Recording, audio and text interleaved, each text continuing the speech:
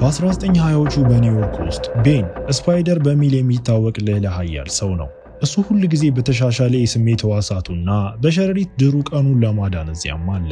እንደ አለመታደል ሆኖ ለሴት ጓደኛው ሩቢ የጋብቻ ጥያቄ ከማቅረቡ በፊትም ትሞትበታለች። ስለዚህ ቤን እሷን መጠበቅ ባለመቻሉ ሐዘን ስለተሰማው የስፓይደርነቱን ሥራ ለማቆም ወስኖ በግድግዳው ላይ ቀዳዳ ሰርቶ የሸረሪት ልብሱን እዚያም ደበቀው።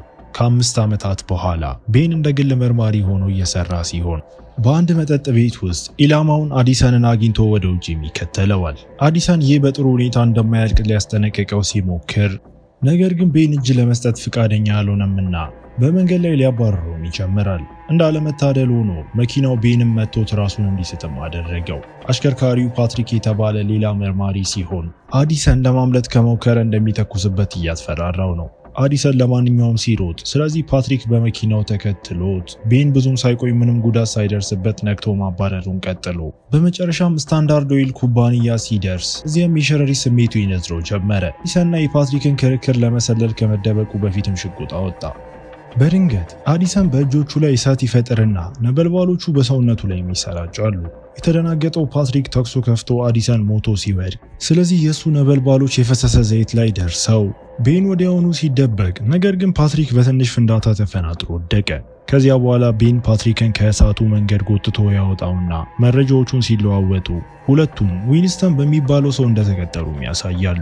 በማግስቱ ጠዋት በቢሮ ውስጥ ካርዲ የተባለ ቤን ሚስቱን ካትን እንዲመረምርለት የሚፈልግ አዲስ ደንበኛ አገኘ።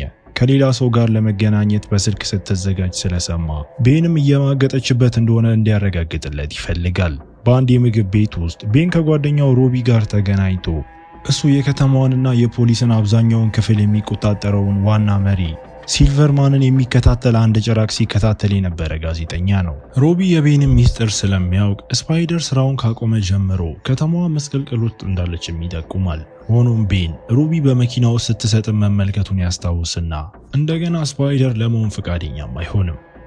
ከዚያ በኋላ ቤን የሮቢን የቅርብ ጊዜ ጽሑፍ ለማንበብ ጋዜጣ ገዝቶ ሲልቨርማን በከተማዋ ላይ ሙሉ ቁጥጥር እንዳለውና በመንገዱ ላይ የሚቆመው ማንኛውም ሰው እንደሚገድል ይማራል። አንድ ሰው መኖሪያ ቤቱን በእሳት አቃጠለ፣ ነገር ግን ሲልቨርማንን ሊገለውም አልቻለም። ቤን ቀኑን ሙሉ ያንኑ ጋዜጣ በሆቴሉ ፊት ለፊት በማንበብ አሳልፎ ካት ስትመጣ ብቻም ይንቀሳቀሳል። ፎቶግራፍ ካነሳ በኋላ ቤን እንዲሁ ወደ ሆቴሉ ገብቶ ካት የትኛው ፎቅ ላይ እንዳለች የሚነግረውን አሳንሳሪ እየተመለከተ ከጥበቃው ጋርም እየተጫወተ ከዚያም በእሳት አደጋ መውጫ ደረጃዎች በኩል እስከዚያ ፎቅ ድረስ ይወጣና ካት ከማይታወቅ ሰው ጋር ስትነጋገር አግኝቶ ስለዚህ ተጨማሪ ምስሎችንም አነሳ። በድንገት ሰውየው ካትን በኃይል ሲስማት፣ ስለዚህ ካትን በጥፊ ትመታዋለች። ሰውየው መልሶ ሊመታት ሲል ቤን እጁን በሸረሪት ድሮ ሲያስቆመው፣ ይህም ለካት እንድትሸሽም እድል ሰጥቷት ሰውየው ወደ በረንዳው ሲሮጥ፣ ነገር ግን ቤን አስቀድሞም ሄዷል። በሚቀጥለው ቀን የሲልቨርማን ቀኝ እጅ ዊንስተን ስለ አዲሰን ስራ ቤንን ለመጠየቅ ወደ ቢሮ ይመጣል። ሆኖም ቤን ለፓትሪክ ተጨማሪ ገንዘብ ቃል እንደገባለት ያውቃል። ስለዚህ እሱ ራሱ ያንኑ ያህል ካልተከፈለው በስተቀር ምንም አይነግረውም። ዊንስተን ሽጉጥ ሲያወጣ የቤን ጸሐፊ ጃኔት በምላሹ ሽጉጥ ስቀስርበት፣ ስለዚህ ዊንስተን ሄዶ ውጪ ፓትሪክ በመኪናው ውስጥ ሆኖ ዊንስተንን ወደ ተቃጠለው መኖሪያ ቤት ይከተለዋል። ከደቂቃዎች በኋላ ፓትሪክ እና ቤን ሲልቨርማን ከሰዎቹ ጋር እያደረገ ያለውን ስብሰባም እየሰለሉ ነው። ዊንስተን ቤን ገንዘብ እንደጠየቀ ሲነግረው ሲልቨር የጠየቀውን ሁሉ ለመክፈልም ተስማማ። መኖሪያ ቤቱን ያቃጠለው አዲሰን ነበርና ስለ ሌላ ሀያም ወሬዎችም አሉ። ስለዚህ ሲልቨር እሱን ለማግኘት በጣም ጓጉቷል። ቤን ወደ ቢሮ ሲመለስ ጃኒስ የትናንትና ማታ ምስሎችን ማዘጋጀት ጨርሳ ከካት ጋር ያለው ሰው ከንቲባ አልፍሬድ መሆኑንም ትገነዘባለች። በፖለቲካ ውስጥ መሳተፍ ስላልፈለገ ቤን በኋላ ለካርዲ ካት ብቻዋን እንደነበረች ነግሮት ገንዘቡን መለሰለት። ካርዲ ከሄደ በኋላ ጃኔት አሁንም ከጉዳዩ ላይ የሆነ ነገር ማግኘት እንዲችሉ ምስሎቹን ተጠቅመው ካትን ለማስፈራራት ሀሳብ አምጥታ፣ ይህም የቤንን የሸረሪት ስሜትም ቀሰቀሰው። በኋላ ቤን የካትን ምስል ለሮቢ ሲያሳየው እሱም ዘፋኝ እንደሆነችም አወቃት። እሷ አብዛኛውን ጊዜ የምትሰራው ሲልቨርማን በባለቤትነት በሚያስተዳድረው አሎቭ በሚባል ክለብ ውስጥ ነው። ሁለቱ በአካባቢው አስክሬን ክፍል ለሚሰራ ሰራተኛ ከፍለው የአዲሰንን አስክሬንም እየተመለከቱ የጥይት ቁስሎች ሲኖሩ፣ ነገር ግን አንድም የተቃጠለበት ምልክት የለም። ቤን ስለተፈጠረው ነገር ሲያስብ የሸረሪት ስሜቱ እንደገና ምላሽም ይሰጠዋል። በዚያ ምሽት ቤን ወደ አሎቭ ይሄድና ካት ስትዘፍን ሲመለከት ይህም በአድናቆት እንዲዋጥ አድርጎት እንዲሁም ሲልቨርማንና ዊንስተን ጠረጴዛቸውን ሲለቁ አስተውሎ ስለዚህ ወደ ስልክ ማደሻው ሮጦ ፓትሪክን ለመጥራት ቢሞክርም ነገር ግን አልተሳካም። በምድር ቤቱ ውስጥ የሲልቨርማን ሰዎች አሁን ራሱን የሳተውን ፓትሪክን ይዘውት ሲልቨርማን እንዲነቃ እጁን ሲወጋው እያለቀሰ ያለው ፓትሪክ አዲሰንን እንደገደለውም ያብራራል። ሌላ ኃይል እንደነበሩት አረጋግጧል። ነገር ግን መኖሪያ ቤቱን በእሳት እንዲያቃጥል ማን እንደቀጠረው ማወቅ አልቻለም። ሲልቨርማንም የፓትሪክን ጉሮሮ በመቁረጥ ጨርሶ ዊንስተን ቤንንም እንዲይዘውም ነገረው። በክለቡ ውስጥ ቤን ከካት ጋር ለመነጋገር እየሞከረ ሆቴሉን ሲጠቅስ ስለዚህ ካት ጠባቂዋን ፍሊንትንም ትጠራለች። ከማባረራቸው በፊት ቤን አንድ ፎቶ ሊሰጣት ችሏል። ውጪ ቤን ፍራንኪ ለተባለ ወላጅ አልባ ልጅ የተወሰነ ገንዘብ ሲሰጠው እሱም እየተከታተሉት መሆኑን አረጋግጦ ቤን በመገንባት ላይ ወዳለ ህንፃ ጫፍ ይሄድና ፍሊንት ፎቶዎቹን ለመጠየቅም ራሱን ይገልጻል። ቤን እምቢ ሲል ፍሊንት ጥቂት ጊዜ በቡጢ መቶት ከዳር አፋፍ ሊወረውረውም እያስፈራራው ቤን አሁንም እጅ ስላልሰጠ ፍሊንት ወደ አንድ የእንጨት መዋቅርም ወረወረው። ቤን መልሶ ለመዋጋት ሳንቃዎቹን ተጠቅሞ ፍሊንትንም መጥቶ ይጥለዋል። በድንገት ፍሊንት መለወጥ ጀምሮ ቤን ሰውነቱ ቀስ በቀስ አሸዋ ሲሆን በማየቱ ደነገጠ። ፍሊንት ብረትን ማጠፍ በሚችል ጥንካሬ እንደገና ሲያጠቃው ቤን ጥቂት ቡጢዎችን ቢሸውደውም ነገር ግን በመጨረሻ ፍሊንት መቶት ከዳር አፋፍም ሲወረውረው አሁን ቤን ከመውደቅ ለመትረፍ በቸረሪት ድሩ ላይ ከመወዛወዝ ሌላ ምንም ምርጫ የለውም። እሱ ወደ ህንፃው ይመለስና ፍሊንትን ለመጣል በሱ ላይ ሸረሪት ድሩን ተጠቅሞ በዚያ ቅጽበት ካት መጣና ቤን ብቻቸውን እንዲተዋቸውም ጠየቀችው። ቤን የፎቶዎቹን ኔጌቲቮች በነፃ ሰጥቷትም ሄዶ በማግስቱ ጠዋት ካት ፍሊንት ስለጠፋ ቤንን ለመቅጠርም ወደ ቢሮ ትመጣለች። ግንኙነታቸው ጥብቅ ሙያዊ ብቻ ነው። ስለዚህ ከአድራሻው ውጪ ስለ ፍሊንት ምንም አይነት መረጃም የላትም። ለውጡ መጀመር የጀመረው ከ6 ወራት በፊት አካባቢ ሲሆን ቀስ በቀስ የነበረ ቢሆንም ከጊዜ በኋላ ግን እየባሰበት ሄደ። ቤን ምርመራውን የሚጀምረው ወደ ፍሊንት አፓርታማም ሰብሮ በመግባት ነው። ከፈረንሳይ የመጡ የፖስት ካርድ ሳጥኖችን አግኝቶ ይህም የፍሊንትና የአዲሰን ወታደራዊ ክፍል ፎቶን ያካተተ ሲሆን ይህም የሸረሪት ስሜቱንም ቀሰቀሰበት። በዚያ ቅጽበት ዊንስተንና የሲልቨርማን ሰዎች እንዲሁ ፍሊንትን ፍለጋ ሲመጡ ስለዚህ ቤን ቁም ሳጥን ውስጥም ተደበቀ። ኮፍያውን ጠረጴዛ ላይ ትቶት እንደነበር ሲገነዘብ መልሶ ለማግኘት የሸረሪት ድሩንም ተጠቅሞ ዊንስተን ድምጽ ይሰማና ቁም ሳጥኑን ለመፈተሽም ቢሞክርም ነገር ግን ቤን በሸረሪት ድሩ ቆልፎታል። ይህ በእንዲህ እንዳለ ጄን ወደ ፖሊስ ጣቢያ በመሄድ ስለ ፍሊንት መረጃ ለማግኘት ምግብ ትለውጣለች። ቆይቶ በቢሮ ውስጥ ጃኒት ለቤን ፍሊንት መደበኛ ሰራተኛ እንደነበርና ብዙ ጊዜ ታስሮ እንደነበር ነግራው ፎቶውን አንድ ላይ ሲመለከቱ ካት ስለ አዲሰን ማወቅ አለባት ወደሚል መደምደሚያም ደረሱ። በዚያ ምሽት ቤን ወደ አሎቭ ሄዶ ፎቶውን ለካት እያሳያት ፍሊንት በጦርነቱ ውስጥ እንደነበር እንደምታውቅ ነገር ግን አዲሰንን እንደማታውቀውም ትክዳለች። ቤን ሲልቨርማንን ሲጠቅስ ካት ክለቡ የሱ መሆኑንና ስለዚህ እሱ አለቃዋ መሆኑን አረጋግጣ ነገር ግን ከሱ ጋር ያላት ጉዳይ ከቤን ጋር ካላት ጉዳይ ጋር የተገናኘም አይደለም። ከመንገዱ ማዶ ፍሊንት ሁለቱንም ሲመለከታቸውም እናያለን። ቤን ወደ አፓርታማው ሲመለስ የሸረሪት ስሜቱ ይቀሰቀስና ከሁለቱ ወንበዴዎችም ራሱን እየተከላከለ ሆኖም የሸረሪት ድሩን ለመተኮስ ሲሞክር ኃይሉ ግን እየሰራም አይደለም። ቤን በአንድ ሰው ፊት ላይ የዳቦ ማሽን ከወረወረበት በኋላ ደብድበውትም ይዘውት ይሄዳሉ። በመኪናው ውስጥ ቤን ክፍተት እስኪያገኝ ድረስ ትኩረታቸውን ለመሰብሰብ ከሰዎቹ ጋር ተነጋግሮ አንዱን ሰው በቡጢ መቶት ከተሽከርካሪው ውስጥ ዘሎ ከድልድዩ ስር ሲደበቅ ስለዚህ ወንበዴዎቹ እሱን ሳያዩትም ሄዱ።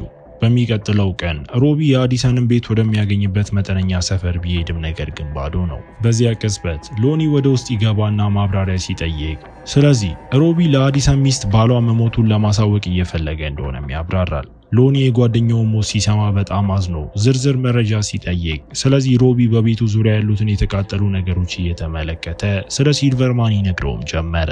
ሎኒ አዲሰን ታሞ እንደነበርና ያንን ህመም የሚጠቀሙበት ሰዎች እንደነበሩ ተናግሮ ነገር ግን ማን እንደቀጠረውም አያውቅም። የአዲሰን ሚስትም ልታውቅ ችላ አሁን በአንድ ሆቴል ውስጥ የቀረውን ገንዘብ እያጠፋች ትገኛለች። በቢሮው ውስጥ የሲልቨርማን ወንበዴዎች ቦታውን እያፈራረሱ ጃኒትን በሽጉጥ አስፈራርተው ይዘዋት እነሱ እስኪሄዱ ድረስ ምንም እንደማታውቅም ትምላለች። ቤን ሲመጣ ጃኒት የድሮ ቤን እንዲመለስ ለ5 ዓመታት ያህል እንደጠበቀች፣ ነገር ግን በነገሩ ላይ ህይወቷን ለአደጋ ማጋለጥ ስለማትችል ስራዋን እንደለቀቀችም ትናገራለች። በጥፋተኝነት ስሜት እየተዋጠ ቤን ወደ ድሮ ህንፃ ለመመለስ ወስኖ የጥገና ሰራተኛ መስሎ ለብሶ ከዚያም ወደ ድሮ አፓርታማው ይሄድና መታጠቢያ ቤቱን ለመጠገን እዚያ እንዳለም ማስመስሎ ግድግዳው ላይ ቀዳዳ ሰብሮ የሸሪት ልብሱን መልሶ ማገኘ። የአፓርታማው ባለቤቶች ከመፈተሻቸው በፊት ቤን በመስኮት በኩል አምልጦ በሆቴሉ ውስጥ ሮቢ ወደ ጀርባው በር ለመግባት ለአንድ ሰራተኛ ጉቦም ይሰጠዋል። ብዙም ሳይቆይ የአዲሰን ሚስት ቬራን ሲያገኛት ለእርዳታ ለመጮህ ብታስፈራራውም ሆኖም ሮቢ ባሏ በከተማ ውስጥ ያለው በጣም አደገኛውን ሰው ሊገለው እንደሞከረ እንዲያውቅባት እንደማትፈልግም ይጠቁማል። አዲሰን መሞቱን ሲነግራት ባሏ ወደ ቤት ስላልመጣ ይህንን አስቀድማ ገምታ ስለነበር ምንም አይነት ምላሽም አትሰጥም። አዲሰን ኃይሉን ከ6 ወራት በፊት እንዳገኘው ብታብራራም ነገር ግን ማን እንደቀጠረው ለመናገር ፈቃደኛም አልሆነችም። ይህ በእንዲህ እንዳለ ሎኒ አዲሰን መሞቱንና አንድ ጋዜጠኛ እየመረመረ መሆኑን ለመንገር ከፍሊንት ጋርም ተገናኘ። እነሱም የኃይል ለውጦች በቅርቡ እንደሚገሏቸው ስለሚያውቁ ስለዚህ አብሮ ለመቆየት ተስማምተው በወደቡ ላይ ሲልቨርማንና ሰዎቹ ህገወጥ ጭነቱን ለመፈተሽ በ3 መኪናዎች ደርሰው በድንገት ስፓይደር ከበላያቸው ላይ ተወዛውዞ በአንድ ተሽከርካሪ ላይ አርፎ በፍጥነት ሁሉንም ወንበዴዎች አውጥቶም ይመታቸዋል። በሌላ መኪና ውስጥ የነበሩት አሽከርካሪና አንድ ወንበዴ ተኩስ ከፍተውበት ስለዚህ ስፓይደር ለመያዝ የሸረሪት ድሩን እየተጠቀመ ጥይቶቹንም ያመልጣል። ከዚያም ተወዛውዞ ከመሄዱ በፊት መሪው እንዲጣበቅ በጣሪያው ላይ ባለው የጥይት ቀዳዳ በኩል የተወሰነ የሸረሪት ድር ተኩሶ አሁን ከቁጥጥር ውጪ የሆነው መኪናም ይጋጫል። በሁለተኛው መኪና ውስጥ የነበሩት ወንበዴዎች ሲወጡ ስፓይደር በደገኑት መሳሪያዎች ላይ የሸረሪት ድር ወርውሮባቸው እርስ በእርሳቸውም እንዲተኩሱም አድርጎ እንዲሁም ከእሳቱ ለመከላከል ከአንድ መኪና ጀርባ እስኪደበቅ ድረስ አንድን አካል እንደጋሻም ይጠቀማል። በመጨረሻም የመጨረሻውን ወንበዴ ለመምታት የሸረሪት ድሩን በአንድ ሬዲዮ ላይ ይተኩስና ይወረውርበታል። ከሶስተኛው መኪና ውስጥ 2 ወንበዴዎች ወጥተው ስፓይደር ራሳቸውን እንዲስቱ ጭንቅላታቸውን አብሮ ለማጋጨት ፊታቸው ላይ የሸረሪት ድር ተኮሰ። ከዚያ በኋላ ስፓይደር ከሲልቨርማን ጋር ለመነጋገር መኪና ውስጥ ገብቶ ቤንንና ሰዎቹን ብቻቸውን እንዲተዋቸው፣ ይህንን ካላደረገ ግን ስፓይደር ተመልሶ መጥቶ እንደሚገለው ማስፈራራው። ቆይቶ በቢሮ ውስጥ ቤን በወደቡ ላይ ካለው ሮቢ ስልክ ጥሪ ደርሶት ፖሊሶች የጥይት ልውውጥ ሲያደርጉ ከበስተጀርባም ይሰማል። ሮቢ ፖሊሶች ፈጽሞ ላልመጣው ሲልቨርማን ወጥመድ አዘጋጅተው እንደነበር የገለጸ ሲሆን ነገር ግን ቤን እቅዳቸውን ያበላሸውም ይመስላል። በሚቀጥለው ቀን ቤን ሲልቨርማን ከእንግዲህ እንደማይረብሻቸው ስላረጋገጠላት ጃኒት ለመመለስ ተስማምታ ሮቢ የፍሊንትን የድሮ ቡድን ፎቶ ሲመለከት ከመሃል ሎኒንም ለየው። በዚያ ዘመን ወታደራዊ ክፍሎች የተከፋፈሉ ስለነበሩ ይህ የማይቻል መሆን ነበረበት። ሮቢ ይህንን ፍንጭ ለመመርመር ከሄደ በኋላ ሲልቨርማን ስራ እንዳለው በመናገር ወደ ቢሮ መጥቶ አዲሰን ወደ መኖሪያ ቤቱ የላከውና ስለ ህገወጥ ጭነቱ ለፖሊስ የነገረው በሰዎቹ መካከል ከዳተኛ የለም ይመስለዋል። ፍሊንት ንጹህ እንዳልሆነ ያስብ ነበር፣ ነገር ግን ስለ ወደቡ ስብሰባ ስለማያውቅ ስለዚህ እሱ ሊሆንም አይችልም። ሲልቨርማን የተወሰነ ጥሬ ገንዘብ ይጥልና ቤን ከዳተኛውን ካገኘ የበለጠ ለመክፈልም ቃል ይገባለታል። ሲልቨርማን ከሄደ በኋላ ቤን የዶላር ወረቀቶቹን ሲመለከት ሲልቨርማን ገንዘቡን ሁሉ ምልክት እንደሚያደርግበትም አስተዋለ። በመቀጠል ይካትን የገንዘብ ወረቀቶች ሲፈትሽ እሱም ላይ ምልክት ቢያገኝም ነገር ግን በተለየ ቦታ ላይ ነው። በመቀጠል ቤን ወደ ሆስፒታል ሄዶ የውሸት ባጅ በመጠቀም ፖሊስ እንደሆነም ያስመስላል። ስለዚህ በወደቡ የተኩስ ልውውጥ ወቅት የቆሰሉትን መኮንኖች ለማነጋገር ችሎ ብዙ ጥያቄዎችን ሲጠይቅ ነገር ግን በመጨረሻ ቡድኑ በከንቲባው በራሱ እንደተላከም ይማራል። ይህ በእንዲህ እንዳለ ሮቢ ፖሊሶች አካባቢውን ሲያጸዱ ለማግኘት ብቻ ወደ መጠነኛው ሰፈር ተመልሶ መኮንኖቹ የአካባቢውን ነዋሪዎች መደብደብ ጀምሮ ሮቢ የሁሉንም ነገር ፎቶም ያነሳል። ሎኒ ሲወጣ አንድ ፖሊስ ክንዱን ሲመታው ዱላውም ተሰበረ። በድንገት የሎኒ ቆዳ ይለወጥና በሚያስደንቅ ሁኔታ ጠንካራ ሲሆን ስለዚህ ፖሊሶቹን በሚያስደንቅ ጥንካሬው እየመታቸው ፍሊንት እንዲሁ እየተለወጠ መጥቶ ፖሊሶቹን እንዲዋጋም ረዳው። አንድ መኮንን ሮቢን ለማጥቃት ሲሞክር ተለዋዋጮቹ ያንን ሰው ለመጣል ሌላ መኮንንም ወረወሩ። ሎኒና ፍሊንት ሁሉንም ፖሊሶች ለመምታት አብረው ሲሰሩ ሮቢ ፎቶ ማንሳቱን ቀጥሎ ከሰዓት በኋላ ቤኒ ካርዲን አፓርታማ እስኪያገኝ ድረስ በከተማ ውስጥ አጠያይቆ ማን እንደቀጠረው ሲጠይቀው ካርዲ ማንም እንዳልቀጠረውም ያብራራል። እሱ ምስሎቹን ተጠቅሞ የተወሰነ ገንዘብ ለማግኘት የሚፈልግ ነጋዴ ነው። ነገር ግን በእንጨት እግሩ ምክንያትም ራሱ ሊያነሳቸው አልቻለም። ጥቆማውን ከከንቲባው ቢሮ እንዳገኘ እየነገረው በዚያ ቅጽበት የቤን የሸረሪት ስሜት ነዝሮት አንድ ሰው ከውጭ ሆኖ ሕንፃውን እየተመለከተ መሆኑን ሲያስተውል ስለዚህ በጀርባው በርም አመለጠ። ከዚያ በኋላ ቤን ካትን ለማየት ሄዶ ሲልቨርማን ከዳተኛውን እንዲያገኝ እንደቀጠረውም ይነግራታል። ካት ፍሊንት ሁል ጊዜ ታማኝ እንደነበርና ሲልቨርማን በባለቤትነት እንደሚይዛት ነግራው ስለዚህ እሱ ምክንያታዊ ሰው እንዳልሆነ ስለምታውቅም ትፈራለች። ሲወጣ ቤን ከዳተኛውን እየፈለገ ካለው ከዊንስተን ጋርም ተጋጭቶ ዊንስተን ለቤን የተወሰነ ገንዘብ ሰጥቶት ማንኛውንም መረጃ ይዞ መጀመሪያ ወደ እሱ እንዲመጣም ነገረው። ቤን የገንዘብ ወረቀቶቹን ሲመለከት እነሱ ምልክት የተደረገባቸው መሆኑን አስተውሎ በቢሮው ውስጥ ሮቢ በመጠነኛው ሰፈር ምን እንደተፈጠረ ለቤንም ይነግረዋል። ጃኒት ምርመራ አድርጋ ፍሊንት፣ አዲሰንና ሎኒ አብረው የጦር ምርኮኞች እንደነበሩ ትገልጻለች። ፎቶ የተነሳው በዳኑበት ቀን ነው። ቤን ከሮቢ ጋር በግል ሲነጋገር ካት ለአልፍሬድ መረጃዎችን ታስተላልፍ የነበረችው ከዳተኛዋ መሆኗንም ይደመድማል። ዊንስተን ይገላታል ብሎ ሲፈራ ይህም ሮቢን ሲያስታውሰው፣ ስለዚህ ሮቢን የቬራን መገኛ ጠይቆት በመንገድ ላይ ቤን አንድ ሰው እየተከተለው መሆኑንም አስተዋለ። ፍራንኪ በኪሱ ውስጥ የልጁን እጅ ወዲያውኑ ያስተውለውና ወደ ጎን የገፋውን ሰው ለመስረቅ በመሞከር ረድቶት ዞር ሲል ግን ቤን ጠፍቶ ነበር። በሆቴሉ ውስጥ ቤን ለቬራ አደጋ ላይ እንዳለች ቢነግራትም ነገር ግን $1000 ካልከፈላት በስተቀር ለመልቀቅም ፈቃደኛ አልሆነችም። ቤን ገንዘቡን ይዞ እንደሚመለስ ቃል ገብቶ ከዚያ በኋላ ቤን ሲልቨርማንን በመጎብኘት ጥቂት ፍንጮችን እየተከተለ እንደሆነና በቅርቡ መልስ እንደሚያገኝ ነግሮት ይህ በበረንዳው በሮች ላይ የሸሪት ድር ለማስቀመጥ የተደረገ ትኩረትን የመስረቂያ መንገድ ብቻ እንደሆነ እንረዳለን። ይህ በእንዲህ እንዳለ ሮቢ የፍሊንትና የሎኒ ፎቶዎች ያሉበትን ጽሑፍ ለጋዜጠኛው ሸጦ በምሽት የሲልቨርማን ሰዎች የቤንን አፓርታማ ተመልክተው አሁን ውስጥ እንዳለ ቢያሰሙም ነገር ግን እዚያ ያለው ፍራንኪ ብቻ ነው። ይህ በእንዲህ እንዳለ በበሩ ላይ ባለው የሸሪት ድር ምክንያት ስፓይደር በቀላሉ ወደ ሲልቨርማን ቦታ ሰብሮ ገብቶ በመቀጠል የተሻሻለ የመስማት ችሎታውን በመጠቀም የሲልቨርማንን ካዝናም ይሰብረዋል። ምልክት የሌለበትን $1000 ከወሰደ በኋላ እንደገና ዘግቶት በድንገት ነፋሱ በሩን ይመታውና ድምፁ ሲልቨርማንንም ቀሰቀሰው። ሽጉጡን ይዞ ፍለጋ እንዲጀምሩ ሰዎቹን ሲጠራ ነገር ግን ስፓይደር በጣሪያው ላይ ተደብቋል። ቆይቶ ካት ወደ ቤት ሄዳ በአንድ ድምፅ ተጨንቃ ስለዚህ ሽጉጧንም ትይዛለች። ሆኖም እሱ ፍሊንት ብቻ ነውና በስሜታዊነት በመሳሳምም ይገናኛሉ። ከሲልቨርማን ጋር ነገሮች ምስቅልቅል እንደሆኑ እየነገረችው አብረው እንዲጠፉ ማሳምናው ጣፋጩ ቅጽበት የፍሊንት አካል መለወስ ሲጀምር ይቋረጥና ቁጥጥር በማጣቱ በጣም በመበሳጨት ግድግዳውን በቡጢ እየመታ ፍሊንትም ጭራቅ እስከሆነ ድረስ አብረው መሆን እንደማይችሉ ተናግሮ ብቻውን ይሮጣል። በሚቀጥለው ቀን ጋዜጣው የሮቢን ጽሑፍ በርካታ ለውጦች አድርገውበት አትመው ፍሊንትንና ሎኒን ጭራቆች ብሎ ሲከሳቸው ፖሊሶቹን የአካባቢው ነዋሪዎች ከእንስሳቱ ማዳን የነበረባቸው ጀግኖች አድርጎም አቀረባቸው። ሮቢ ስሙ በእነዚህ ውሸቶች ስር በመሆኑ በጣም ተቆጥቶ በሆቴሉ ውስጥ ቤን ለቬራ ገንዘቡን ሰጥቷ ስምምነትም ያደርጋሉ። ቤን ሲወጣ የሲልቨርማን ወንበዴዎች አይተውት ቬራ ዕቃዎቿን እያሸገች በመሆኗንም አስተውለው በመንገዱ ላይ ቤን ከንቲባው እንደሚፈልገው በሚያሳውቁት ጠባቂዎችም ተከበበ። በመንግስት ቢሮ ውስጥ አልፍሬድ ከተማዋ በጣም መስቀልቅል ስለሆነች ከስፓይደር ጋር መነጋገር እንዳለበት ያብራራል። ቤን ከስፓይደር ጋር ጓደኛ እንደሆነ ያውቃልና መልእክቱን እንዲያስተላልፍ ነግሮት ወደ ቤቱ ሲመለስ ቤንም ፍራንኪ አስቆሞት እሱን ካት ወደ ባቡር ጣቢያ ታክሲ እንደወሰደችም ነገረው። ቤን እሷን ለማግኘት ወዲያውኑ ወደ ጣቢያው ይሮጥና ከዳተኛ ነች ብሎ ሲከሳት ካት ምላሽ ከመስጠቷ በፊት በዊንስተንና በሰዎቹም ይገኛሉ። ዊንስተን አብረው ሲሰሩ እንደነበር ስለሚያስብ ሁለቱንም ይዟቸው በገጠሩ አካባቢ ሲልቨርማን መቃብር አዘጋጅቷል። ዊንስተን ቤንን ካትንና እንዲሁም ለአዲሰን የከፈለችው ካት እንደሆነች የምትናገረው ቬራንም አመጣቸው። ካት ስትክድ ቤንም ማስረጃም ይጠይቃል። ስለዚህ ቬራ ቤን የሰጣትን ገንዘብ የአዲሰን ክፍያ አካል አስመስላ ሰጥታቸው ሲልቨርማን የገንዘብ ወረቀቶቹን ይመለከትና ለዊንስተን ለመክፈል የሚጠቀምበትን ምልክትም ይለያል። ቤን ለቬራ ከመክፈሉ በፊት በንጹህ የገንዘብ ወረቀቶች ላይ ትክክለኛውን ምልክት በማስቀመጥ ዊንስተንን ወጥመድ ውስጥ እንደጣለውም ታወቀ።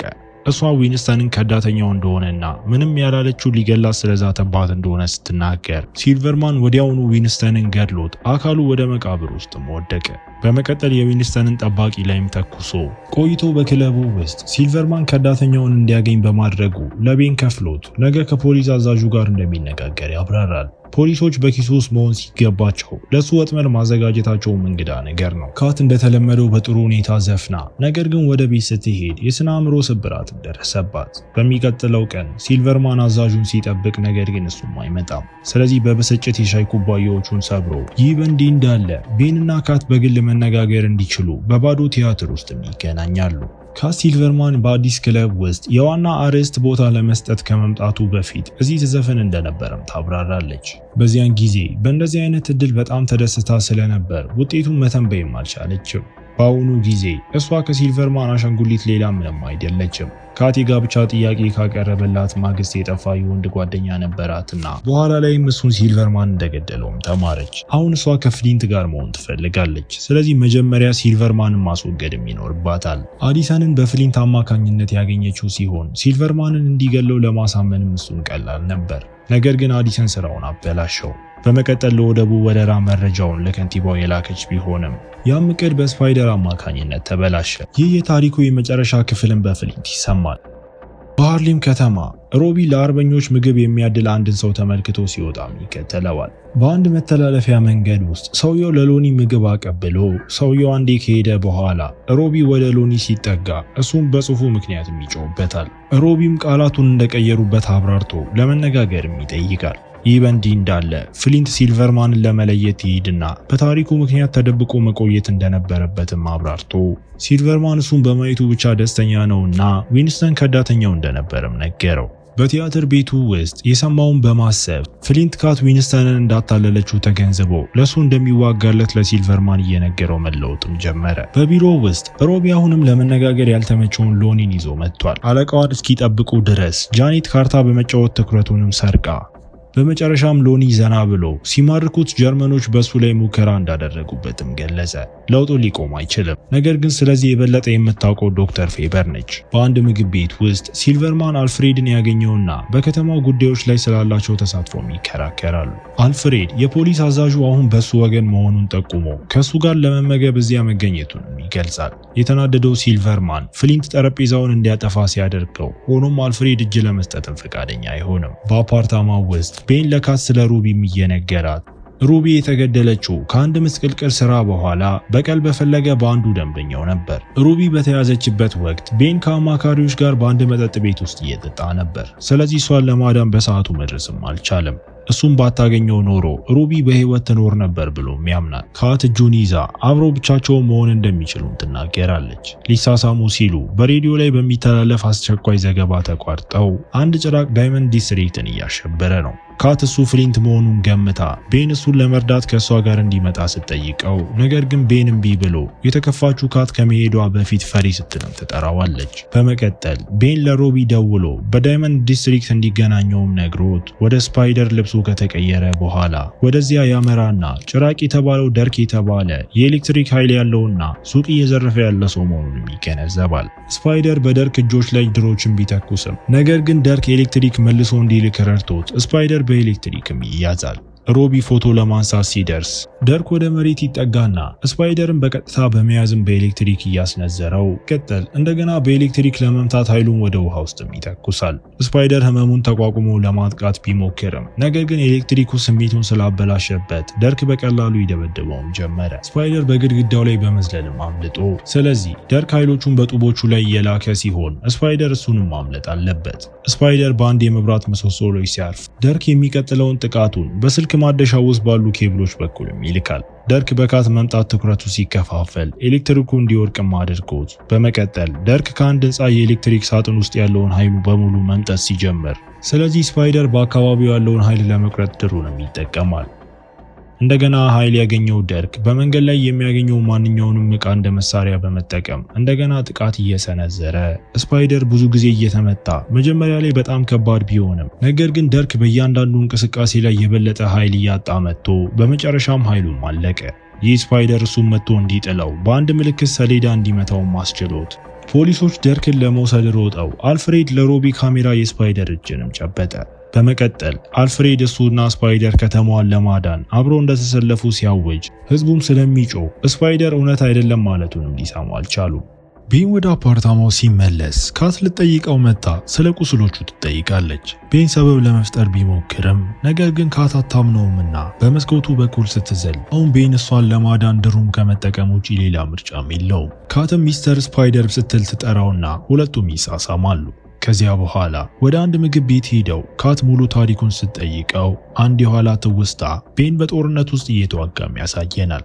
ቡድኑ በፈረንሳይ የሚገኝ የጀርመን ጦር ሰፈር ደርሶ በርካታ ወታደሮችን በቀላሉ ገደለ። በአንድ አሮጌ ሕንፃ ውስጥ ቤን በምርኮኞች የተሞሉ ክፍሎችን በማየቱም የደነገጠ ሲሆን አንድ የጀርመን ወታደር በድንገት ሊያጠቃው ሲል ፍሊንትና ሌላ ምርኮኛ በብረት ዘንጎቹ መካከል እጃቸውን ዘርግተው ሰውየውን ቀድመው ገደሉት። ከዚያም ቤንና ቡድኑ ክፍሎቹን ሁሉ ከፍተው አዲሰንና ፍሊንትን ጨምሮ ምርኮኞቹን ሁሉንም ፈቱ። በመቀጠል ቤንና ሌላ ወታደር ወደ ግቢው ጠለቅ ብለው በመግባት እንደ እባብና ሊዛርድ ካሉ የተለያዩ ፍጥረታት ጋር በተገናኙ አልጋዎች ላይ የታሰሩ በርካታ ምርኮኞችንም አገኙ። ሁለቱ ወዲያውኑ ሰዎቹን መፍታት ጀምረው ቤን ከአንድ ሸረሪት ጋር የተገናኘ ሰውም አይቶ የአልጋውን አንሶላ ሲጎትተው ይህ ሰው ቀስ በቀስ ወደ ሸረሪት ድብልቅነት እየተቀየረ እንደነበር በማየቱም ደነገጠ። በድንገት ሰውየው የቤንን እጅ ያዘውና ነከሰው። ስለዚህ አጋሩ በጭንቅላቱ ላይ ሊተኩስ ተገዶ በግራ መጋባት ውስጥ ቤን ለአጋሩ መላውን ቦታ እንዲያቃጥለውም ነገረው። ቆይቶ ፎቶ በተነሳበት ጊዜ ቤን በአቅራቢያው ራሱን ስቶ ስለነበር በፎቶ ውስጥም አልነበረም። በአሁኑ ጊዜ ቤን ለካት ኃይሉን መቆጣጠርና የሸረሪት ክፊቶቹን ማፈን እንደተማረም ይነግራታል። ፍሊንት፣ ሎኒና አዲሰን ሳይንሳዊ ኃይላቸውን እዚያ ሳይሆን አይቀርም ያገኙት እና ቤንም ሊያስተካክላቸው የሚችል ሰው ያውቁ እንደሆነም ያስባል። እሱ ሩቢን ካጣ በኋላ ኃይሉን ከእንግዲህ አይፈልገውም። በሚቀጥለው ቀን ሮቢ የደርክን ታሪክ በ3 ቅድመ ሁኔታዎችም ለጋዜጣው ሸጠ። ታሪኩን እንዲቀይሩት አይፈቅድላቸውም። የባለፈውን ታሪክ እንዲያስተካክሉትና በኩባንያው ውስጥም ቋሚ ቦታ እንዲሰጡት ይፈልጋል። አለቃው ተቀናቃኞቹ ታሪኩን እንዲገዙት ስላልፈለገ በሁሉም ተስማምቶ ቆይቶ በቢሮው ውስጥ ጃኔትና ሮቢ ለቤን ምርምራቸውን ሲያሳዩት ይህም ደርክም ጭምር ከምርኮኞቹ አንዱ እንደነበረ ማረጋገጠ። እንደ አጋጣሚ ሆኖ ጀርመኖች ያልተሳካ የሌላ ወታደር ፕሮግራም ሞክረው ነበር። ቤን አመጣጡ ዋናው ጉዳይ እንዳልሆነም ያስባል። ኃይሎቹ አሁን ለምን እንደነቁ ማወቅም አለባቸው። ጃኔት ባለፉት 10 ዓመታት በጦር ምርኮኞች ላይ ጥናት እያካሄደች በኩዊንስ ወደምትገኝ አንዲት ዶክተር ጋር ሁላቸውም ይሄዱ እንደነበረም ነገረችው። ዶክተር ፌበር ብዙ ዲግሪዎችና ሽልማቶች ያሏት ታዋቂ የዘረመር ተመራማሪ ናት። ስለዚህ አሁን በኩዊንስ በትንሽ ሆስፒታል ውስጥ እየሰራች መሆኑ ማጠራጣሪ ነገር ነው። ሎኒ እሷ ከ9 ወራት በፊት እሱንና ጓደኞቹን እንደፈለገቻቸውና ስለ ካምፑ እንደምታውቅም ተናግሯል። በእስር ቤት ውስጥ ደርክ መረጃ ለማግኘት እየተገረፈ ሲሆን ነገር ግን ለመናገር ፍቃደኛ ሳይሆን በህመሙ ላይም ይስቃል። ይህ በእንዲህ እንዳለ ፍሊንት የሲልቨርማን አዲስ ቀኝ እጅ ሆኗል። ሎኒን አግኝቶት በህይወት ውስጥ ሌላ አማራጭ ስለሌላቸው እሱም ለሲልቨርማን እንዲሰራ ማሳመነው። በሆስፒታሉ ውስጥ ሮቢ ከፌበር ጋር በቃለ መጠይቅ ሰበብ ተገናኝቶ እሷ ትኩረቷ ሲሰረቅ ቤን ወደ ቢሮዋ ሰብሮ ገብቶ ካቢኔቱ ውስጥ ተጨማሪ ፋይሎች ያሉበት የተደበቀ ክፍልም አገኘ። እንዳለመታደል ሆኖ የሮቢ ጥያቄዎች ስለ ኃይሎቹ ምንም እንደማታውቅ የምታስመስለውን ፌበርን አበሳጭተዋት ወደ ቢሮዋ ስትመለስ ቤንም ስትመጣ ሰምቷል። ስለዚህ ፋይሎቹን ይደብቅና በፍጥነት ለመውጣትም የጠፋ በሽተኛም ያስመስላል። የፌበር ረዳት ኦግደን እሱም የቀድሞ ምርኮኛ ሲሆን ቤንንም ከማዳን ተልእኮውም አስታወሰው። ፌቨር ካቢኔዋን ስትፈትሽ አንዳንድ ፋይሎች እንደጠፉ አረጋግጣ ስለዚህ ኦግደንን ከሱ በኋላ አምላከችው። ውጪ ቤን ፋይሎቹን ከሰቀለበት የሸረሪት ድል ላይ ወስዶ ከሮቢ ጋር ሲሄድ ኦግደን በሚወጣበት ጊዜ እነሱ አስቀድመውም ሄደው ነበር። በእስር ቤት ውስጥ ፍሊንትና ሎኒ ሰብረው ገብተው ፖሊሶች ተኩስ ቢከፍቱ ነገር ግን ጥይቶቹ ምንም ጉዳት አያደርሱም። ሁለቱ በየመንገዳቸው የሚቆመውን እያንዳንዱን መኮንን በመምታት ወደ ውስጥ ሮጠው ሎኒ የመጨረሻውን በርም ነቅሎ የመጨረሻዎቹ 2 ፖሊሶች በፍርሃት ሮጠው ደርክን የገረፈውን ሰው ደበደቡት። ከዚያም ሲልቨርማን እንዲሁ ገብቶ ደርክ ለሱ እንዲሰራ ሲጠይቅ ስለዚህ እነሱም ስምምነት ያደርጋሉ። ደርክ ከተፈታ በኋላ አንዳንድ የኤሌክትሪክ ኬብሎችን ይዞ ገራፊውን በኤሌክትሪክ ገድሎ እስኪሞት ድረስም ይሰማዋል። በቢሮው ውስጥ ሮቢና ቤን ሌሊቱን ሙሉ ፋይሎቹን በማንበብ እያሳለፉ ምርኮኞቹ በጨረር የተበከሉ እጽዋትና ማዕድናት በተጨማሪም የእንስሳት የዘረመል ቁሶችም ተወግተውባቸዋል እና ጂኖቻቸውም ተሰነጣጥቀዋል። ፌበር ልትረዳቸው እየሞከረች የነበረ ቢመስልም ነገር ግን በምትኩ ለውጡን አፋጠነችው። ስለዚህ አሁን በሞት አፋፍ ላይ ይገኛሉ። ቆይቶ ቤን ወደ ሲልቨርማን ቦታ ተጠርቶ አሁን ተለዋዋጮች ለሱ እየሰሩ መሆኑንም ያስተውላል። ሲልቨርማን ለስፓይደር የሚሆን መልእክት አለው። ችግር ካልፈለገ በጥሩ ሁኔታ ቢጫወትም ይሻለዋል። ቤን ሊወጣ ሲል ፍሊንት በግል ዊንስተን ወጥመድ እንደነበረ እንደሚያውቅና ካትን ለመጠበቅ ሲል ብቻ ለአለቃው ምንም እንዳልተናገረ ነገረው። ነገር ግን ይህ ለቤን የሚሰጠው ብቸኛው ማለፊያ ነው። ከዚያ በኋላ ቤን በካት መስኮት ላይ ታይቶ ፍሊንት በህይወት ለመኖር ብዙ እንዳልቀረው ነግሯት ያለፈው ህይወታቸውን መናፍስት ማሳደድ ማቆምና አዲስ ህይወት ሌላ ቦታ ለመጀመር ወደ ኒውዮርክ አብሮ መጥፋት እንዳለባቸውም ያስባል። ካት ተስማምታ ስማው። በማግስቱ ጠዋት ሎኒ ስለ ፍሊንት ለመነጋገርም ካትን ይጎበኛታል። በቲያትር ቤቱ ውስጥ ፍሊንት ከአሸዋማ አካሉ ላይ ጥይቶችንም እያስወገደ እናየዋለን። ካት አግኝታው ያደረገችው ነገር ሁሉ ለእሱ እንደነበረ ምላ ከሷ ይልቅ ለሲልቨርማን ታማኝ ስለሆነ እቅዷንም አልነገረችውም ነበር። ፍሊንት ብትጠይቀው ኖሮ ሲልቨርማንን ለሷ ሲል ሊገለው እንደነበርም ይናገራል። በንዴት ውስጥ ፍሊንት ካትን ሊገላት ጥቂት የቀረው ምሰሶ ሰብሮ፣ ነገር ግን ሎኒ በሰዓቱ ማድኗት ፍሊንት ከፈረጠጠ በኋላ ካት ሊፈውሳቸው የሚችል ነገር ካለ ትጠይቃለች። ሎኒ ፌበር ስፓይደርን እንደምትፈልግ ያብራራል። ምክንያቱም የእሱ ለውጥ የበለጠ የተረጋጋ በመሆኑ ይህንን ለመፍታት ቁልፍ ሊሆንም ይችላል። በሆስፒታሉ ውስጥ ፌበርና ኦግደን ሮቢ ሰዎችን ከበስተጀርባው ይልካል ብለው ስለሚፈሩም እየለቀቁ ነው። ካት አግኝታቸው ፍሊንትን እንድትረዳው ቃል እንድትገባ ካደረገች በኋላ ስፓይደር ቤን መሆኑንም ነገረቻት።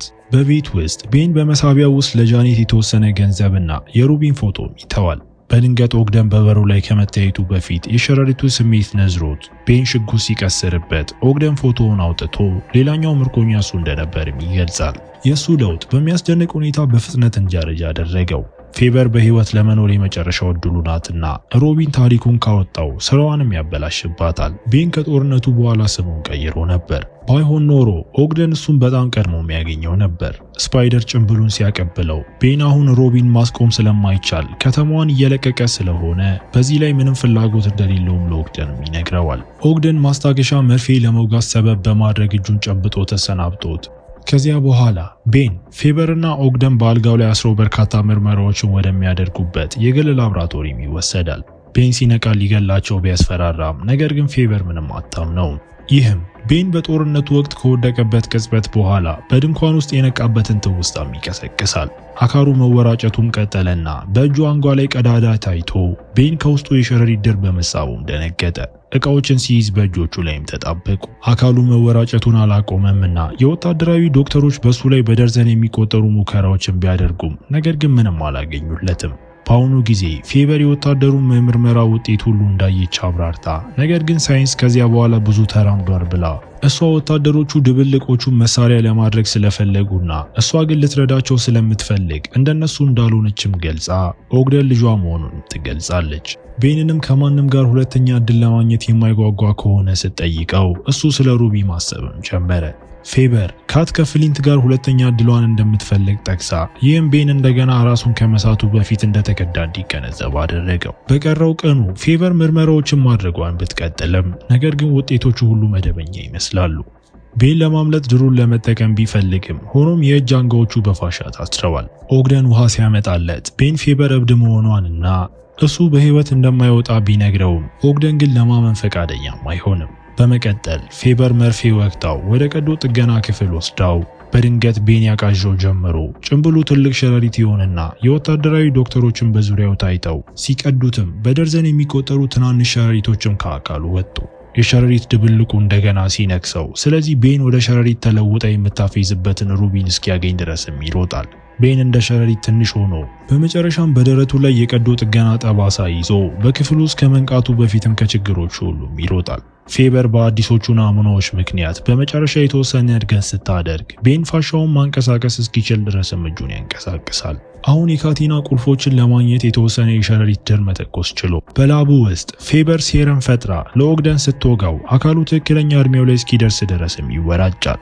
ከተደሰቱ በኋላ ኦግደን ቤንን ባከም ቢፈልግም ነገር ግን ፌበር ወደ እስር ቤት ይልከኛል ብላ ስለምታሰብም እምቢ ትላለች። ቤንን ገድላ ከልጇ ጋር መሸሽ ብትፈልግም ኦግደን ሽጉጧን ወስዶ ይህንን ለማድረግም ፈቃደኛም ይሆናል። በመኝታ ክፍሉ ውስጥ ቤን እያዞረው ለመንቀሳቀስ ሲቸገር ድሮቹን እንደ ድጋፍ እየተጠቀመ ኮሪደሩ ላይ ሲደርስ ሽጉጥ በደቀነበትና ስምምነት ባቀረበለት ኦግደንን ተገኝቶ እናቱ ላይ ጉዳት እንደማያደርስ ቃል ከገባ እንደሚለቀው ሲነግረው ቤን ይስማማና አሳንሳሩንም ይዘው ውጪ ሲልቨርማንና ሰዎቹም ወደዛ ይደርሳሉ። ሎኒ የፊት ለፊቱን በር ነቅሎ ቡድኑ አሳንሳሩንም ይይዛል። እንደ እድል ሆኖ የቤን የሸረሪት ስሜት ሲያስጠነቅቀው ስለዚህ ከኦግደን ጋር ጣሪያው ላይም ተደበቀ። የደም ጠብታ በሰውየው ጋዜጣ ላይ ቢወድቅም አያስተውሉ። ቡድኑ ከአሳንሳሩ ከወጣ በኋላ ሁለቱ ወርደው ኦግደን የቤን ቁስል እንደተከፈተ ቢያስተውልም ነገር ግን ቤን ደህና መሆኑንም ይምላል። በመቀጠል ኦግደን ለቤን የጀርባውን በር አሳይቶት ሆኖም ከሱ ጋር ለመሄድም ፈቃደኛም አይሆንም። የሲልቨርማንን ሰዎች ማሸነፍ እንደማይቻል ቢያውቅም ነገር ግን እናቱን ብቻዋን መተውም አይችልም። በላቡ ውስጥ ፌበር የልዕለ ኃይል ማርከሻውን ማሸግ ስትጨርስ በቡድኑ ተገኝታ እነሱም የሮቢን የቅርብ ጊዜ ጽሑፍም ያሳዩታል። ፌበር ለውጣቸውን ስላፋጠነችው ለመበቀል ሲጓጉ ነገር ግን ሲልቨርማን የበለጠ ፍላጎት ያለው በጭራቆች ላይ ብቻ ነው። ስለዚህ ፌበር ወደ ሌላኛው ላቦራቶሪዋ ልትወስደው ተስማምታ ያገኘቻቸው ሌሎች የቀድሞ ምርኮኞች በሚያሳዝን ሁኔታ በራሳቸው ለውጥም ተገለዋል። አሁን ፌበር አካላቸውን በጠርሙሶች ውስጥም አስቀምጣለች። ፌበር ልታስረዳው እንደምትችል ቡድኑን ለማሳመን ብትሞክርም ሰዎቹ አያምኗትምና ጓደኞቻቸውን በመግደልም ይከሷታል። ስለዚህ ደርክ በኤሌክትሪክ ሲያጠቃት በድንገት ኦግደን ተኩስ ከፍቶ ደርክን ትከሻው ላይ ሲመታው ነገር ግን ፍሊንት እሱን ለማስቆም በቡጢም ይመታዋል። እሱ በቅርብ ማየቱ ኦግደንን ከክፍሎቹ ውስጥ ለማስታወስ ረድቶት በመቀጠል ደርክ ኦግደንንና ፌበርን በኤሌክትሪክ ሲያጠቃቸው ፍሊንትም እንዲያቆም እየጠየቀው ስለዚህ ሎኒ ወደ ኋላም ይጎትተዋል። ሽጉጡ በደርክ ኤሌክትሪክ በተመታ የፈሰሰ ዘይት ላይ ወድቆ ይህም እሳትን ጀምሮ ሲልቨርማን እዚያ ምንም የሚስብ ነገር የለም በማለት አውጆ ከሰዎቹ ጋር ሊወጣ ሲሄድ ፌበርና ኦግደን ደግሞ ይወድቃሉ። ይህ በእንዲህ እንዳለ ቤን ልብሶቹንና ናሙናዎቹን ለመውሰድ ወደ ዋናው ላቦራቶሪ ተመለሰ። ውጪ ሁለት ወንበዴዎችን ያይና በሰላም ለመሸሽ በላቡ ፍንዳታ ትኩረታቸው እስኪሰረቅ ድረስም ይጠብቃል። ቡድኑ ብዙም ሳይቆይ ትልቅ ፍንዳታ መላውን ሕንፃ ከመጣሉ በፊት በመኪናዎቻቸውም ሄደው በአቅራቢያው ቤን እሱም ማርከሻውን እንደወሰደም ይገልጻል። ከጥቂት ቀናት በኋላ ደርክና ፍሊንት ወደ ከንቲባው የቅስቀሳ ቢሮ ሄደው ሁለቱ ጸሐፊዋን ወደ ገንዘብ ክፍሉ እንድትወስዳቸው ከማስገደዳቸው በፊት ደርክ ሁለት ፖሊሶችንም በኤሌክትሪክ አጠቃ። ሰዎቹ ጥቂት ቦርሳዎችን ይዘው ሊያገኙት የሚችሉትን ጥሬ ገንዘብ ሁሉ እየወረወሩ አልፍሬድ የተተዉትን ምስቅልቅል ሲያገኝ ይህ እንዴት ሊሆን እንደቻለ የፖሊስ አዛዡንም ይጠይቃል። አዛዡ የእሱ መደበኛ ሰዎች ልዕለ ኃይል ካላቸው ወንጀለኞች ጋር መዋጋት እንደማይችሉም ያስታውሰዋል። እንዲያውም ያለ ስፓይደር ጥቂት መኮንኖችንም አጥቷል። አዛዡ አልፍሬድ እንደገና ይመረጣል ብሎም አያምንም። በቢሮው ውስጥ ካት ለጉዟቸው ስላልመጣ ስለ ቤን የሰማችው ነገር ካለ ጄኔትን ብትጠይቃትም ጄኔት ምንም አታውቅምና ለመመርመርም ወደ ሮቢ ለመደወል ትሞክራለች። ይህ በእንዲህ እንዳለ ቤን መከዳቱን ለመርሳት በአንድ መጠጥ ቤት ውስጥም እየጠጣ ነው። ማርከሻውን መውሰድ እንዳለበት እያሰበ ቢቆይም ነገር ግን አሁንም እርግጠኛም አይደለም። የሰዎች ቡድን ለመጠጣት ወደ መጠጥ ቤቱ ሲመጡ ቤንም በስፓይደር ላይ ሲያፌዙበት ይሰማቸውና ይህም እንዲናደድም ያደርገዋል። ስፓይደር እንደ ማንኛውም ሰው የሚያዝንና የሚደክም ሰው መሆኑን እየነገራቸው ሲጮህባቸው ነገር ግን ቡድኑም ሲስቅበት ቤን ወደ ውጭ ወጥቶ ጭንብሉን አድርጎ የማይረቡ ሰዎቹን ለመዋጋትም ወደ ውስጥ ተመለሰ። በጣም ቢያዞረውምና ቢሰክርም ቤን ቡጢዎችን ድርንና እርግጫዎችን በማጣመር ሁሉንም ሰዎች በተመሳሳይ ጊዜ መዋጋት ችሎ በጥቂት ደቂቃዎች ውስጥ ሰዎች ሁሉ በድር ውስጥ ይጠመዳሉ።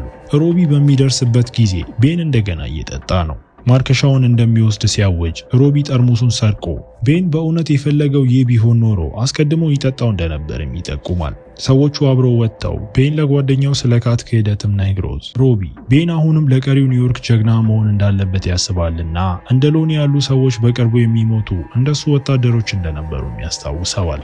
ሮቢ መያዟን ስላላወቀ ቤን ሊያድናት አልቻለም። አሁን ግን ጉዳዩን ያውቃልና ምርጫ ማድረግ ይችላል።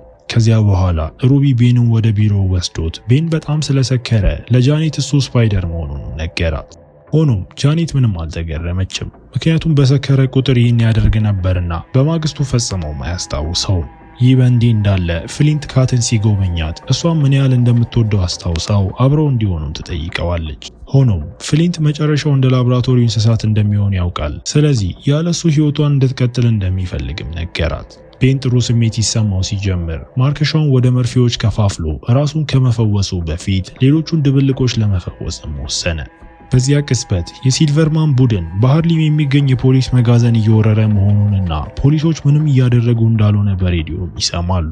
ሮቢ ይህንን ለምን እንደሚያደርግ ለመጠየቅ ወደ ሎኒ ሲሄድ ሎኒም ሲልቨርማን ለዓመታት ያላገኘውን መጠለያና ምግብ እንደሰጠውም ያብራራል። ከመሞቱ በፊት ያለው ብቸኛው ዓላማም ይህ ነው። ሮቢ በጽናት ሲጠይቅ ሎኒ እየጮኸበት በድንገት ስፓይደር ሎኒን መጥቶ ጥሎት ሊረዱት ብቻ እንደሚፈልጉ ቢያብራራም ነገር ግን ሎኒ ግድ አልነበረውም። ስፓይደር የሚወረውርበትን ድርን በፍጥነትም አጠፋው። ውጊያ ተነስቶ ስፓይደር እንዳይመታ በፍጥነት ሲንቀሳቀስ ሹም ጥቂት ዕቃዎችንም ይወረውራል። ይህ ሁሉ ትኩረት የመስረቂያ መንገድ ነው። ክፍተት እንዳገኘ ስፓይደር ሎኒ ማርከሻውን ለመውጋት ሲሞክር እንዳለመታደል ሆኖ ቆዳው በጣም ጠንካራ ከመሆኑ የተነሳ መርፌው ተሰብሮ ሎኒ ስፓይደርን በአንድ መኪና ላይ ወርውሮት ስፓይደር ሌላ መርፌ ለማውጣት ሲሞክር ከእጁም ይወድቃል። ሎኒ የማጠናቀቂያውን ምት ለመምታት ሲዘጋጅ፣ ነገር ግን ሮቢ መርፌውን አንስቶ የሎኒን ዓይንም ወጋው። ሎኒ በጉልበቱ ላይ ሲወድቅ በህመም እየጮኸ ቆዳው ወደ መደበኛውም ይመለሳል። ፖሊሶች ይህንን አስተውለው ሊበቀሉ ሲዘጋጁ፣ ነገር ግን ስፓይደር ሁሉንም ለመጣል በፍጥነት ድሩንም ተጠቀመ። እንዳለመታደል ሆኖ ኃይሉ በድንገት መስራት አቁሞ ፖሊሶች ስፓይደርን ለመደብደብም ይከቡታል። ሎኒ ጥቂት መኮንኖችን ለመምታት ሮጦ ስፓይደርንም አንስቶት በመቀጠል ለማምለጥ ከሮቢ ጋር መኪና ውስጥም ይገባሉ። በዚያ ምሽት የሲልቨርማን ወንበዴዎች ባዶውን መርፌ ሲያገኙት፣ ፖሊሶች ደግሞ የተሰበረውንም ያገኛሉ። ብዙም ሳይቆይ የማርከሻው ዜና ሲልቨርማን እና አልፍሬድ ዘንድ ሲደርስ ሁለቱም የቤንን እርዳታ እየጠየቁ፣ ይህ በእንዲህ እንዳለ ሎኒ ለሮቢ ለእርዳታው አመስግኖት አዲስ ህይወት ለመጀመርም ከእናቱ ጋር አገሪቱን እንደሚለቅም ያብራራል። በቲያትር ቤቱ ውስጥ ካት ለክህደቷ 2 ጊዜ በጥፊ ከምትመታት ጃኒት ጋር ተገናኝታ ካት ስህተት እንደሰራች ታምንና ፍሊንትንና ደርክን ራሷ በሞጋት ለማካካስ ሀሳብም ሰጣለች። ጃኒት ወደ ቢሮ ስትመለስ ፖሊስ የሆነው ጓደኛዋ በከተማ ውስጥ ያለ እያንዳንዱ ፖሊስ ቤንን እየፈለገ መሆኑን ለማሳወቅም ደወለላት። ጃኒት የሲልቨርማን ወንበዴዎች እየተከተሏት መሆኑን ሳታውቅ አለቃዋን ለመፈለግም ከቢሮም ወጣች። በሮቢ ቤት ጃኒት ለቤን ስለ ካት አቅርቦት ስትነግረው እሷን ማመን ስላለባቸው እያወሩ ሳለ ፍሊንትና ደርክም ወደ አፓርታማው ገብተው ሲልቨርማን እሱ ማየት እንደሚፈልግ ለቤንም ይነግሩታል። ሮቢ የተደበቁት ማርከሻዎች ያሉበትን ኮት ሳያቀብለው በፊት ወንበዴዎቿ ቤንን ጎትተውም ወሰዱት። በክለቡ ውስጥ ሲልቨርማን ቤን ስፓይደርን እንዲጠራው ሲጠይቅ ቤን ለሮቢ ይደውልና ስልኩን ለሲልቨርማን ከመስጠቱ በፊት ስፓይደር እንደሆነ እንዲያስመስል ለመጠየቅ ቁልፍ ቃላትንም ተጠቀመ። በመቀጠል ስፓይደር ማርከሻውን ወደ ክለቡም ያመጣል። ሆኖም ማድረሱ እስኪጠናቀቅ ድረስ ቤን እንዲሄድ አይፈቀድለትም የሚል ስምምነትም ያደርጋሉ።